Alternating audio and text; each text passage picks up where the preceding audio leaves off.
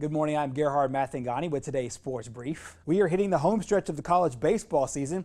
Teams in the SEC have 3 weekend series left in conference play. Now, Alabama has a very tough matchup this week. They'll hit the road to number 2 Vanderbilt. Alabama's now 11-10 in the SEC, and they're looking for a strong finish. However, they're not putting too much pressure on themselves at this point. Our kids, I think they're probably so sick of me right now because, our message is the same. Just go play. Just go play. We got a really good team. We got good players.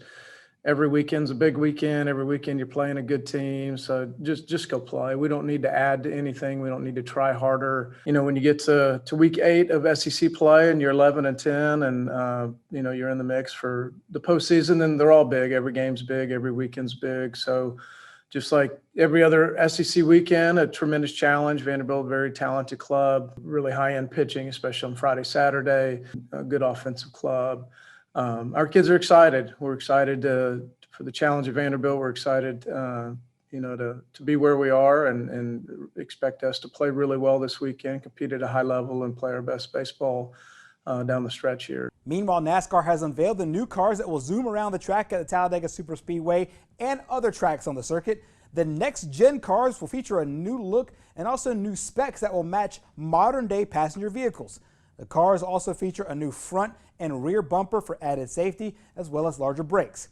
The move is set to make the cars look a little bit more like what we see every day on the street, with an added layer of protection for the drivers. For us, creating that relevance, creating really this thought of we need to put the stock back in stock car racing. If you think about this car and its styling, it is a souped up Camaro. It's a souped up Mustang, and it's a souped up Camry. That's what they are. I think it's cool that there's a relevance to this race car that we haven't seen, frankly, in 40, 50 years.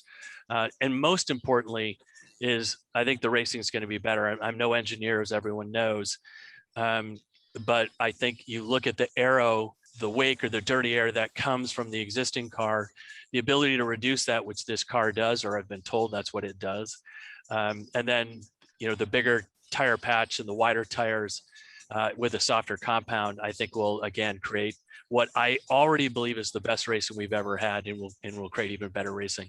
The next-gen cars will be ready for the 2022 Cup season. And that wraps up our sports brief. Our program continues next.